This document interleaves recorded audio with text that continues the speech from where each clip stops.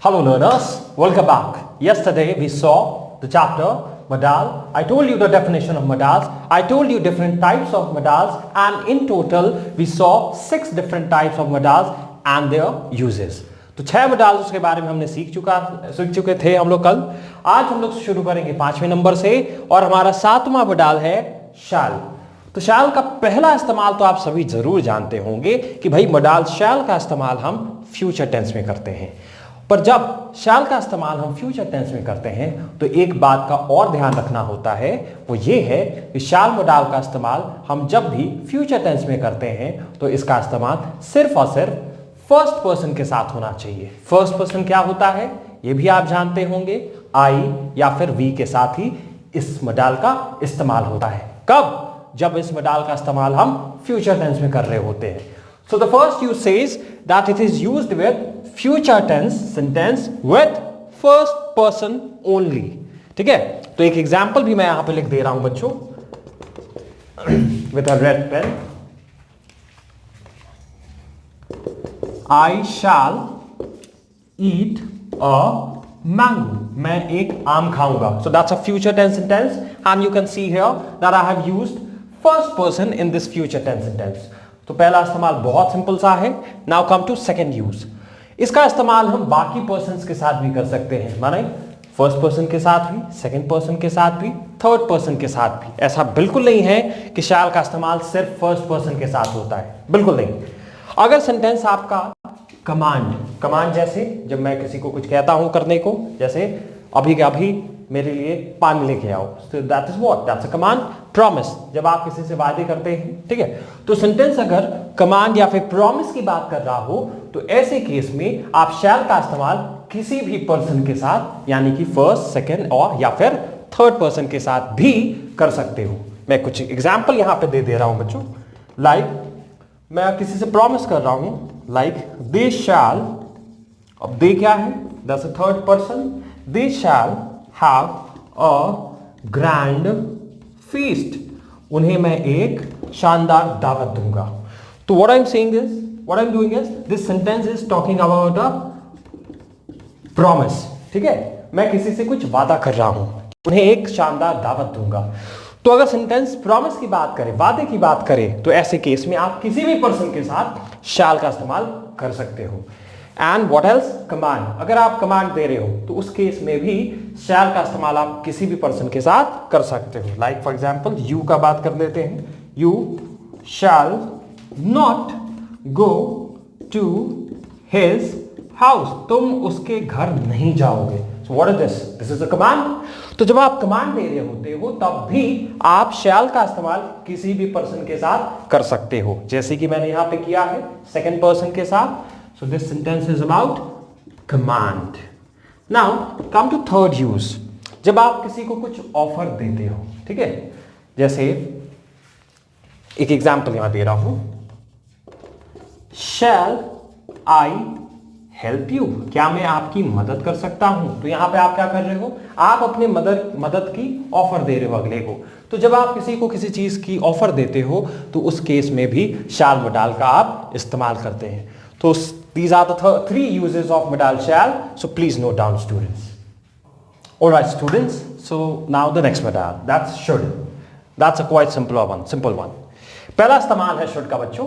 ये duty express करने के लिए इसका इस्तेमाल होता है. अब ड्यूटी क्या होता है? जैसे बच्चों की ड्यूटी है पढ़ाई करना, टीचर की ड्यूटी है पढ़ाना, पुलिस की ड्यूटी है लोगों की रक्षा करना, है ना, सैनिक की ड्यूटी है सरहद पर लड़ाई करना. So everyone has the duty. तो जब आप किसी को किसी ड्यूटी के बारे में बता रहे होते हो या फिर कोई सेंटेंस ड्यूटी की बात कर रहा होता है तो उस केस में जिस मोडाल का हम इस्तेमाल करते हैं वो है शुड, जिसका हिंदी होता है चाहिए. लाइक एग्जाम्पल, स्टूडेंट्स, विद्यार्थियों को शुड स्टडी हार्ड. विद्यार्थियों को कड़ी मेहनत करनी चाहिए. ठीक है, तो यहां पे हमने शुड का इस्तेमाल किया. क्यों भाई? क्योंकि यहां पे हम विद्यार्थियों की ड्यूटी की बात कर रहे हैं. Next is advice. जब आप किसी को हिदायत देते हैं, जब आप किसी को सलाह देते हैं तो उस केस में भी हम किस मोडाल का इस्तेमाल करेंगे? शुड का. For example, you should wake up early in the morning, तुम्हें सुबह जल्दी उठना चाहिए। तो ये क्या है, ये एक सलाह है, ठीक है। तो जब हम सलाह की बात करते हैं बच्चों, तब भी हम किस मॉडल का इस्तेमाल करते हैं, तब भी हम मॉडल शुड का इस्तेमाल करते हैं। Now the last one, should का जो इस्तेमाल होता है बच्चों, वो शैल का पास्ट के फॉर्म में भी इस्तेमाल होता है। शैल आपका प्रेजेंट फॉर्म है, उसका पास्ट फॉर्म क्या हुआ, शुड। तो शुड का इस्तेमाल हम शैल के पास्ट फॉर्म के रूप में भी करते हैं। कैसे, यहां पे देख लीजिए example, you should have eaten the mango, तुमने आम खा लिया होगा, ठीक है। इससे पहले शैल में आपको याद होगा मैंने एक सेंटेंस बनाया था, आई शैल ईट मैंगो, मैं एक आम खाऊंगा, ठीक है। तुमने एक आम खा लिया होगा। सो बेसिकली शैल फ्यूचर की बात कर रहा था, ठीक है, और शैल एक प्रेजेंट फॉर्म है वर्ब का। बट यहाँ पे ये क्या हुआ, शुड क्या बात कर रहा है, आगे की बात नहीं कर रहा है, फ्यूचर की बात नहीं कर रहा। यहाँ पे शुड किसकी बात कर रहा है, पास्ट की बात कर रहा है कि भाई तुमने एक आम खा लिया होगा। तो शुड जो है वो शैल का पास्ट फॉर्म के तौर पर भी आता है बच्चों। So please note down class. So moving on to the next modal, that's will. तो बच्चों वो विल का इस्तेमाल हम देखेंगे।